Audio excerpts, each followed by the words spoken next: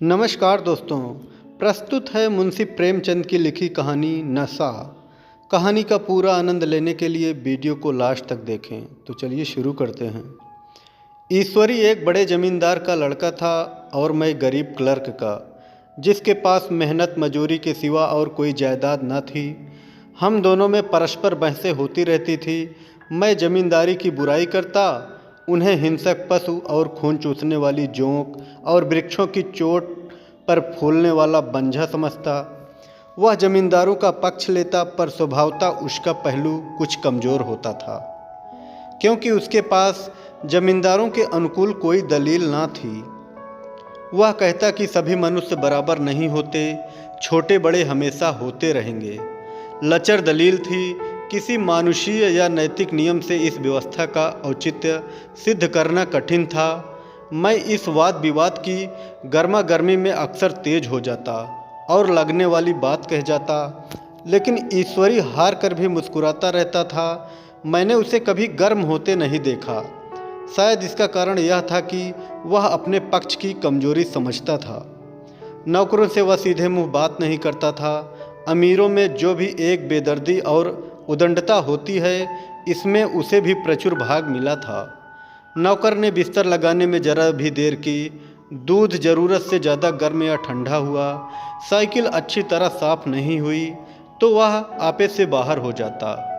सुस्ती या बदतमीजी उसे जरा भी बर्दाश्त न थी, पर दोस्तों से और विशेषकर मुझसे उसका व्यवहार सौहार्द और नम्रता से भरा हुआ होता था।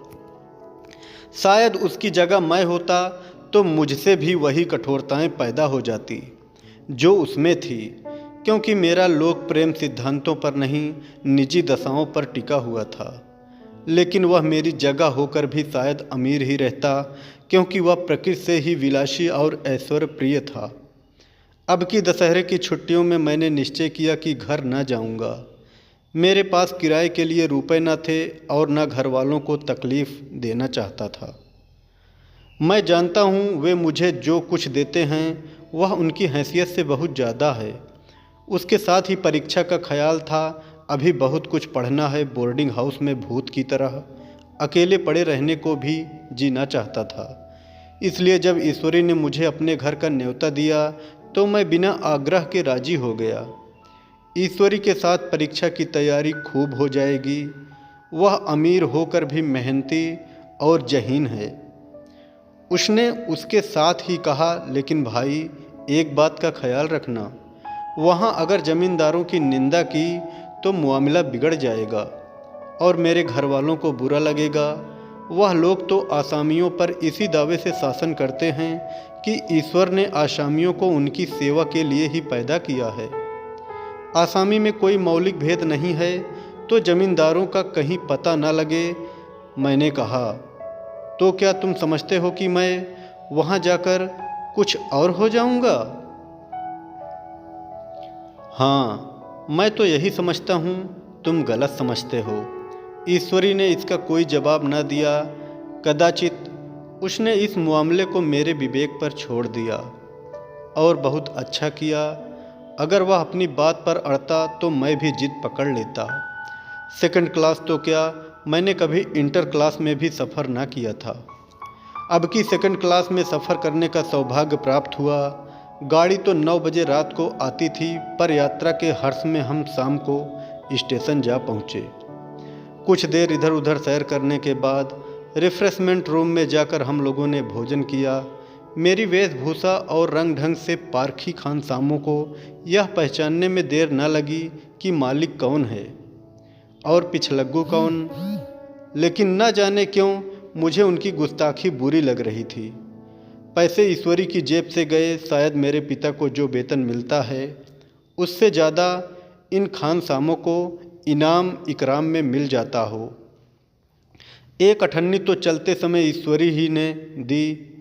फिर भी मैं उन सभी से उसी तत्परता और विनय की अपेक्षा करता रहा जिससे वे ईश्वरी की सेवा कर रहे थे। क्यों, ईश्वरी के हुक्म पर वे सब के सब दौड़ते हैं, लेकिन मैं कोई चीज़ मांगता हूँ तो उतना उत्साह नहीं दिखाते। मुझे भोजन में कुछ स्वाद न मिला। यह भेद मेरे ध्यान को संपूर्ण रूप से अपनी ओर खींचे हुए था। गाड़ी आई, हम दोनों सवार हुए। खान सामों ने ईश्वरी को सलाम किया, मेरी ओर देखा भी नहीं। ईश्वरी ने कहा, कितने तमीज़दार हैं ये सब, एक हमारे नौकर हैं कि कोई काम करने का ढंग नहीं। मैंने खट्टे मन से कहा, इसी तरह अगर तुम अपने नौकरों को भी 8 आने रोज़ इनाम दिया करो तो शायद इनसे ज़्यादा तमीज़दार हो जाएं। तो क्या तुम समझते हो यह सब केवल इनाम के लालच से इतना अदब करते हैं? जी नहीं, कदाचित नहीं। तमीज़ और अदब तो इनके रक्त में मिल गया है। गाड़ी चली, डाक थी। प्रयाग तो प्रतापगढ़ जाकर रुकी। एक आदमी ने हमारा कमरा खोला, मैं तुरंत चिल्ला उठा। दूसरा दर्जा है, सेकंड क्लास है। उस मुसाफिर ने डिब्बे के अंदर आकर मेरी ओर एक विचित्र उपेक्षा की दृष्टि से देखकर कहा, जी हाँ, सेवक इतना समझता है और बीच वाले बर्थडे पर बैठ गया। मुझे कितनी लज्जा आई, कह नहीं सकता। भोर होते होते हम लोग मुरादाबाद पहुँचे। स्टेशन पर कई आदमी हमारा स्वागत करने के लिए खड़े थे। 5 बेगारों ने हमारा लगेज उठाया। दोनों भद्र पुरुष पीछे पीछे चले। एक मुसलमान था, रियासत अली, दूसरा ब्राह्मण था, राम हरख। दोनों ने मेरी ओर परिचित नेत्रों से देखा, मानो कह रहे हों, तुम कौवे होकर हंस के साथ कैसे? रियासत अली ने ईश्वरी से पूछा, यह बाबू साहब क्या आपके साथ पढ़ते हैं? ईश्वरी ने जवाब दिया, हाँ, साथ पढ़ते भी हैं और साथ रहते भी हैं। यूँ कहिए कि आप ही की बदौलत मैं इलाहाबाद पढ़ा हुआ हूँ, नहीं कब का लखनऊ चला आया होता। अब कि मैं इन्हें घसीट लाया, इनके घर से कई तार आ चुके थे, मगर मैंने इनकारी जवाब दिलवा दिए। आखिरी तार तो अर्जेंट था, जिसकी फीस 4 आने प्रति शब्द है, पर यहाँ से उनका भी जवाब इनकारी ही था। दोनों सज्जनों ने मेरी ओर चकित नेत्रों से देखा। आतंकित हो जाने की चेष्टा करते जान पड़े। रियासत अली ने अर्धशंका के स्वर में कहा, लेकिन आप बड़े सादे लिबास में रहते हैं। ईश्वरी ने शंका निवारण की, महात्मा गांधी के भक्त हैं साहब, खद्दर के सिवा कुछ पहने ही नहीं, पुराने सारे कपड़े जला डाले। यूँ कहा कि राजा हैं, 2.5 लाख सालाना की रियासत है, पर आपकी सूरत देखो तो मालूम होता है अभी अनाथालय से पकड़कर आए हैं। राम हरख बोले, अमीरों का ऐसा स्वभाव बहुत कम देखने में आता है, कोई भांप ही नहीं सकता। रियासत अली ने समर्थन किया, आपने महाराजा चांगली को देखा होता तो दांतों तले उंगली दबाते। एक गाढ़े की मिजई और चमरौधे जूते पहने बाजारों में घूमा करते थे। सुनते हैं एक बार बेगार में पकड़े गए थे और उन्हीं ने 10 लाख से कॉलेज खोल दिया। मैं मन में कटा जा रहा था, पर न जाने क्या बात थी कि यह सफ़ेद झूठ उस वक्त मुझे हास्यपद न जान पड़ा। उसके प्रत्येक वाक्य के साथ मानो मैं उस कल्पित वैभव के समीप तर आता जाता था।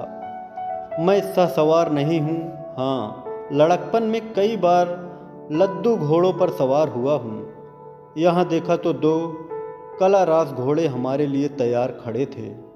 मेरी तो जान ही निकल गई। सवार तो हुआ, पर बोटियाँ काँप रही थी। मैंने चेहरे पर शिकन न पड़ने दिया, घोड़े को ईश्वरी के पीछे डाल दिया। खैरियत यह हुई कि ईश्वरी ने घोड़े को तेज न किया, वरना शायद मैं हाथ पांव तुड़वा कर लौटता। संभव है ईश्वरी ने समझ लिया हो कि यह कितने पानी में है। ईश्वरी घर का क्या था, किला था। इमाम बाड़े का सा फाटक, द्वार पर पहरेदार टहलता हुआ, नौकरों का कोई हिसाब नहीं। एक हाथी बंधा हुआ। ईश्वरी ने अपने पिता, चाचा, ताऊ आदि सबसे मेरा परिचय कराया और उसी अतिशयोक्ति के साथ ऐसी हवा बांधी कि कुछ नौकर चाकर ही नहीं, घर के लोग भी मेरा सम्मान करने लगे। देहात के जमींदार, लाखों का मुनाफा, मगर पुलिस कांस्टेबल को अफसर समझने वाले कई महाशय तो मुझे हुजूर हुजूर कहने लगे। जब जरा एकांत हुआ तो मैंने ईश्वरी से कहा, तुम बड़े शैतान हो यार, मेरी मिट्टी क्यों पलीत कर रहे हो? ईश्वरी ने दृढ़ मुस्कान के साथ कहा, इन गधों के सामने यही चाल जरूरी थी। वरना सीधे मुंह बोलते भी नहीं। जरा देर के बाद नाई हमारे पांव दबाने आया। कुंवर लोग स्टेशन से आए हैं, थक गए होंगे। ईश्वरी ने मेरी ओर इशारा करके कहा, पहले कुंवर साहब के पांव दबा। मैं चारपाई पर लेटा हुआ था। मेरे जीवन में ऐसा शायद ही कभी हुआ हो कि किसी ने मेरे पांव दबाए हों। मैं इसे अमीरों के चोचले, रईसों का गधापन और बड़े आदमियों की मटमर्दी और जाने क्या क्या कहकर ईश्वरी का परिहास किया करता था। और आज मैं पोतड़ों का रईस बनने का स्वांग भर रहा था। इतने में 10 बज गए। पुरानी सभ्यता के लोग थे। नई रोशनी अभी केवल पहाड़ की चोटी तक पहुंच पाई थी। अंदर से भोजन का बुलावा आया। हम स्नान करने चले। मैं हमेशा अपनी धोती खुद छांट लिया करता हूँ, मगर यहाँ मैंने ईश्वरी की ही भांति अपनी धोती भी छोड़ दी। अपने हाथों अपनी धोती छांटने शर्म आ रही थी। अंदर भोजन करने चले। हॉस्टल में जूते पहने मेज पर जा डरते थे। यहाँ पाँव धोना आवश्यक था। कहार पानी लिए खड़ा था। ईश्वरी ने पाँव बढ़ा दिए। कहार ने उसके पाँव धोए। मैंने भी पाँव बढ़ा दिए। कहार ने मेरे भी पाँव धोए। मेरा वह विचार न जाने कहाँ चला गया था। सोचा था वहाँ देहात में एकाग्र होकर खूब पढ़ेंगे, पर यहाँ सारा दिन सैर सपाटे में कट जाता था। कहीं नदी में बजरे पर सैर कर रहे हैं, कहीं मछलियों या चिड़ियों का शिकार खेल रहे हैं, कहीं पहलवानों की कुश्ती देख रहे हैं, कहीं शतरंज पर जमे हैं। ईश्वरी खूब अंडे मंगवाता और कमरे में स्टोव पर आमलेट बनाते। नौकरों का एक जत्था हमेशा घेरे रहता। अपने हाथ पांव हिलाने की कोई ज़रूरत नहीं, केवल जबान हिला देना काफ़ी है। नहाने बैठो तो आदमी नहलाने को हाजिर, लेटो तो आदमी पंखा झेलने को खड़े। महात्मा गांधी का कुंवर चेला मशहूर था। भीतर से बाहर तक मेरी धाक थी। नाश्ते में जरा भी देर ना होने पाए, कहीं कुंवर साहब नाराज ना हो जाएं। बिछावन ठीक समय पर लग जाए, कुंवर साहब के सोने का समय आ गया है। मैं ईश्वरी से भी ज़्यादा नाजुक दिमाग बन गया था, या बनने पर मजबूर किया गया था। ईश्वरी अपने हाथ से बिस्तर बिछा ले, लेकिन कुंवर मेहमान अपने हाथों कैसे भी अपना बिछावन बिछा सकते हैं। उनकी महानता में बट्टा लग जाएगा। एक दिन सचमुच यही बात हो गई। ईश्वरी घर में था। शायद अपनी माता से कुछ बातचीत करने में देर हो गई। यहाँ 10 बज गए। मेरी आंखें नींद से झपक रही थी, मगर बिस्तर कैसे लगाऊं। कुंवर जो ठहरा, कोई 11:30 बजे महरा आया। बड़ा मुँह लगा नौकर था। घर के धंधों में मेरा बिस्तर लगाने की उसे सुध ही न रही। अब जो याद आई तो भागा हुआ आया। मैंने ऐसी डांट बताई कि उसने भी याद किया होगा। ईश्वरी मेरी डांट सुनकर बाहर निकल आया और बोला, तुमने बहुत अच्छा किया। यह सब हरामखोर इसी व्यवहार के योग्य हैं। इसी तरह ईश्वरी एक दिन एक जगह दावत में गया हुआ था। शाम हो गई, मगर लैंप मेज पर रखा हुआ था। दिया सलाई भी थी, लेकिन ईश्वरी खुद कभी लैंप नहीं जलाता था। फिर कुंवर साहब कैसे जलाएं? मैं झुंझला रहा था। समाचार पत्र आया रखा हुआ था। जी इधर लगा हुआ था, पर लैंप नदारद। दैव योग से उसी वक्त मुंशी रियासत अली आ गए। मैं उन्हीं पर उबल पड़ा। ऐसी फटकार बताई कि बेचारा उल्लू हो गया। तुम लोगों को इतनी फिक्र भी नहीं कि लैंप तो जलवा दो। मालूम नहीं ऐसे कामचोर आदमियों को यहाँ कैसे गुजर होता है। मेरे यहाँ घंटे भर निर्वाह ना हो। रियासत अली ने कांपते हुए हाथों से लैंप जला दिया। वहाँ एक ठाकुर अक्सर आया करता था। कुछ मनचला आदमी था। महात्मा गांधी का परम भक्त था। मुझे महात्मा जी का चेला समझकर मेरा बड़ा लिहाज करता था, पर मुझसे कुछ पूछते संकोच करता था। एक दिन मुझे अकेला देखकर आया और हाथ बांधकर बोला, सरकार तो गांधी बाबा के चेले हैं ना। लोग कहते हैं कि यह सुराज हो जाएगा तो जमींदार ना रहेंगे। मैंने सान जमाई, जमींदारों के रहने की ज़रूरत ही क्या है। यह लोग गरीबों का खून चूसने के सिवा और क्या करते हैं। ठाकुर ने फिर पूछा, तो क्यों सरकार, सब जमींदारों की ज़मीन छीन ली जाएगी। मैंने कहा, बहुत से लोग तो खुशी से दे देंगे। उनकी ज़मीन छीननी ही पड़ेगी। हम लोग तो तैयार बैठे हुए हैं, ज्यों ही स्वराज हुआ अपने इलाके आसामियों के नाम हिबा देंगे। मैं कुर्सी पर पांव लटकाए बैठा था। ठाकुर मेरे पांव दबाने लगा, फिर बोला, आजकल ज़मींदार लोग बड़ा जुल्म करते हैं सरकार। हमें भी हुजूर अपने इलाके में थोड़ी सी ज़मीन दे दें तो चलकर वहीं आपकी सेवा में रहें। मैंने कहा, अभी तो मेरा कोई अख्तियार नहीं है भाई, लेकिन ज्यों ही अख्तियार मिला मैं सबसे पहले तुम्हें बुलाऊंगा। तुम्हें मोटर ड्राइवरी सिखाकर अपना ड्राइवर बना लूँगा। सुना उस दिन ठाकुर ने खूब भांग पी और अपनी स्त्री को खूब पीटा और गांव महाजन से लड़ने को तैयार हो गया। छुट्टी इस तरह तमाम हुई और हम फिर प्रयाग चले। गांव के बहुत से लोग हम लोगों को पहुंचाने आए। ठाकुर तो हमारे साथ स्टेशन तक आया। मैंने भी अपना पार्ट खूब सफाई से खेला और अपनी कुबेरोचित विनय और देवत्व की मुहर हर एक हृदय पर लगा दी। जी तो चाहता था हर एक नौकर को अच्छा इनाम दूं, लेकिन वह सामर्थ्य कहाँ थी। वापसी टिकट था ही, केवल गाड़ी में बैठना था, पर गाड़ी गई तो ठस भरी हुई। दुर्गा पूजा की छुट्टियां भोगकर सभी लोग लौट रहे थे। सेकंड क्लास में तिल रखने की जगह नहीं। इंटरव्यू क्लास की हालत उससे भी बदतर। यह आखिरी गाड़ी थी, किसी तरह रुक न सकते थे। बड़ी मुश्किल से तीसरे दर्जे में जगह मिली। हमारे ऐश्वर्य ने वहाँ अपना रंग जमा लिया, मगर मुझे उसमें बैठना बुरा लग रहा था। आए थे आराम से लेटे लेटे, जा रहे थे सिकुड़े हुए। पहलू बदलने की भी जगह न थी। कोई आदमी पढ़े लिखे भी थे, वे आपस में अंग्रेजी राज्य की तारीफ करते जा रहे थे। एक महाशय बोले, ऐसा न्याय तो किसी राज्य में नहीं देखा। छोटे बड़े सब बराबर। राजा भी किसी पर अन्याय करे तो अदालत उसकी गर्दन दबा देती है। दूसरे सज्जन ने समर्थन किया, अरे साहब, आप खुद बादशाह पर दावा कर सकते हैं। अदालत में बादशाह पर डिग्री हो जाती है।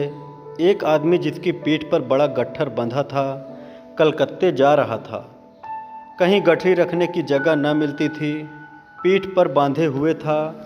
इससे बेचैन होकर बार बार द्वार पर खड़ा हो जाता। मैं द्वार के पास ही बैठा हुआ था। उसका बार बार आकर मेरे मुंह को अपनी गठरी से रगड़ना मुझे बहुत बुरा लग रहा था।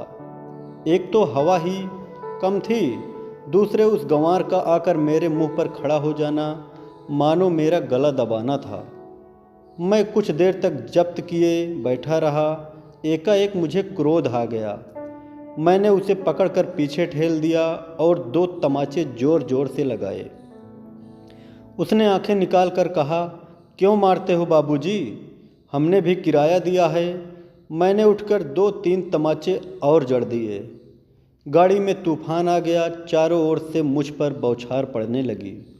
अगर इतने नाजुक मिजाज हो तो अव्वल दर्जे में क्यों नहीं बैठे? कोई बड़ा आदमी होगा तो अपने घर का होगा। मुझे इस तरह मारते तो दिखा देता। क्या कसूर किया था बेचारे ने? गाड़ी में सांस लेने की जगह नहीं। खिड़की पर जरा सांस लेने खड़ा हो गया तो उस पर इतना क्रोध। अमीर होकर क्या आदमी अपनी इंसानियत बिल्कुल खो देता है? यह भी अंग्रेजी राज है जिसका आप बखान कर रहे थे। एक ग्रामीण बोला, दफ्तर में घुस पावत नहीं, उस पर इतना मिजाज। ईश्वरी ने अंग्रेजी में कहा, what an idiot you are Veer. और मेरा नशा अब कुछ कुछ उतरता हुआ मालूम होता था। कहानी अगर पसंद आए तो कृपया चैनल को ज़रूर सब्सक्राइब करें व वीडियो को लाइक करें।